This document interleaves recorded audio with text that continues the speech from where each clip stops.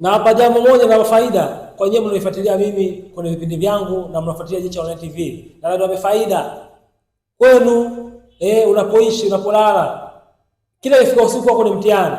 Watoto usiku wanaweweseka, watoto usiku hawapati usingizi, watoto wanasumbuliwa, wanaumwa usiku, asubuhi wazima, usiku wanaumwa. Pia sio kasikia sumu mchanga, hapo mawe tafulani, mama paka hivi. Nyie mnasumbuliwa na uchawi majumbani kwenu. Usiku wa kulaliki, na tunawape faida moja. Umelala umeamka nywele hauna, umenyolewa hapa, umenyolewa ndevu, kaza hivi. Na tunawape faida moja itasaidia. Hakuna kitu kinachosumbua usiku zaidi ya uchawi. Na uchawi unaosumbua usiku ni nyota tatu. Kabuzat Kharija, Antibat Kharija na Jitimai. Hizi ni nyota tatu zinazosumbua usiku. Ni vikundi cha watu wachawi, wachawi hao hadi mmoja pengenani mmoja, lakini wanakuja kundi. Wana ushirikiano. Ndio Jitimai. Baada hapo utamtuma Antibat Kharija au utamtuma Kabuzat Kharija. Kuingia ndani. Kama kutolewa nje anatuma Kabuzat Kharija, ndio kaza kutoa.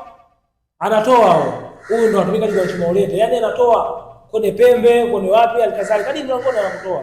Popote. Sio yeye mnakalidi mchawi na kutoa mlangoni, sio kaza wapi, kwenye pembe. Mchawi anaweza kutoa sehemu yote akitumia nguvu ya Kabuzat Kharija. Jini huyo mwenye uwezo kumtoa mtu ndani kumpeleka nje, mnaweza kumsafirisha. Au ungo na vyombo vyao vyote wanatumia usiku kusafiria. Wanatumia Kabuzat Kharija, upepo wa Kabuzat Kharija, nguvu ya shetani, ana uwezo huo. Sasa tuende kwa pointi.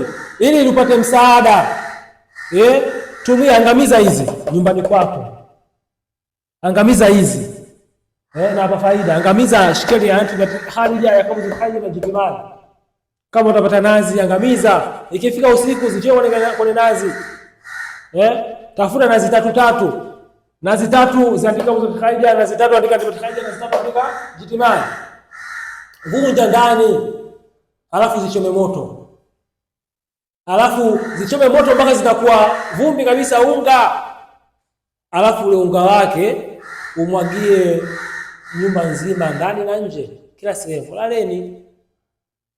Itakuwa kinga, itakuwa tiba, na mlojaliwa kuona mtaona, mtaojaliwa kuona mtaona. Wanaokuja na wanachokutana nacho ni hayo faida. Kwa watu ambao mpo karibu, mtanitafuta kwa namba zangu za simu, mkaja ofisini kwangu. Na watu ambao mko mbali, mtanitafuta kwa namba pia za simu kwa WhatsApp, tutawasiliana kama yatawashinda namna ya kuyafanya. Namba yangu 0754524745. Wabillahi tawfiq wa salaam.